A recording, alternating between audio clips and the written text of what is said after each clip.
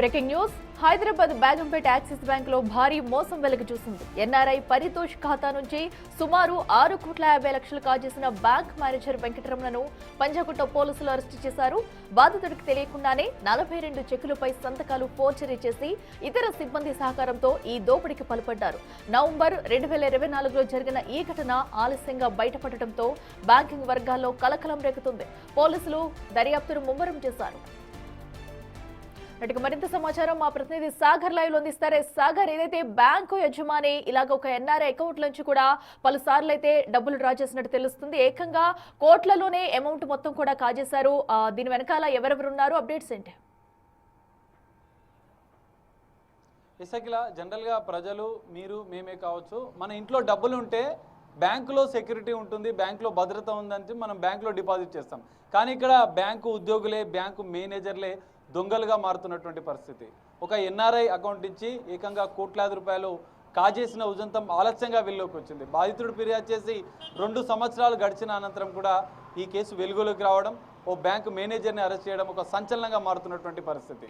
So ఈ case వివరాలు ఒక్కసారి మనం పరిశీలిస్తే, ఎన్ఆర్ఐ పరితోష్ ఉపాధ్యాయ ఆస్ట్రేలియాకి సంబంధించినటువంటి వ్యక్తి, హైదరాబాద్లో రియల్ ఎస్టేట్ వ్యాపారాలు నిర్వహిస్తున్నాడు. అందులో భాగంగానే NRI burgundy account axis bank Begumpet బ్రాంచ్లో అకౌంట్ తీసుకున్నాడు. తన ప్రమేయం లేకుండా తన చెక్కులను కస్టమర్ సర్వీస్ రిక్వెస్ట్ ఫామ్ని ఫిల్ చేసి ఏకంగా ఆయనతోని చెక్ బుక్ తీసుకొని ఆయన సంతకాన్ని ఫోర్జరీ చేసి 6.5 కోట్లు విడతల వారిగా ఒక మేనేజరే కాదు, మేనేజర్తో పాటుగా ఇంకా 2-3 సిబ్బంది అతనికి సహకరించినట్లుగా కూడా తెలుస్తుంది. తాజాగా పంజాగుట్ట పోలీసులు 2024లో నవంబర్లో కేసు బుక్ అయితే తాజాగా బ్యాంక్ మేనేజర్ వెంకటరమణను అరెస్ట్ చేశారు.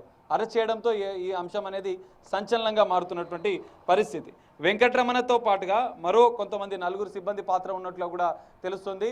తన ప్రమేయం లేకుండా 6.5 కోట్లు కాజేసినటువంటి మేనేజరు యాక్సిస్ బ్యాంక్ సిబ్బంది పైన ఖచ్చితంగా చర్యలు తీసుకొని తనకు న్యాయం చేయాలంటూ కూడా బాధితుడు పంజాగుట్ట పోలీస్ స్టేషన్ చుట్టూ తిరుగుతున్నాడు. సో మేనేజర్ ఒక్కడేనా, ఇంకా బ్యాంకు ఉన్నతాధికారుల పాత్ర ఏమైనా ఉందా అనేది కూడా పోలీసుల దర్యాప్తులో తేలే అవకాశం కనిపిస్తుంది. అయితే ఈ కేసుకు సంబంధించినటువంటి దర్యాప్తు చేసిన పోలీసులకు విస్తుపోయే విషయాలు వెలుగులోకి వస్తున్నాయి. ఇంకా అనేక మంది కస్టమర్లు కూడా బాధితులుగా ఉన్నట్లు కూడా తెలుస్తుంది. ఈ యొక్క పరితోష్ ఎన్ఆర్ఐకి సంబంధించిన అకౌంటే కాదు, ఎందుకంటే ఎన్ఆర్ఐ అకౌంట్ అంటే బర్గండరీ అకౌంట్ అంటే కోట్లాది రూపాయల ట్రాన్సాక్షన్ జరుగుతుంది.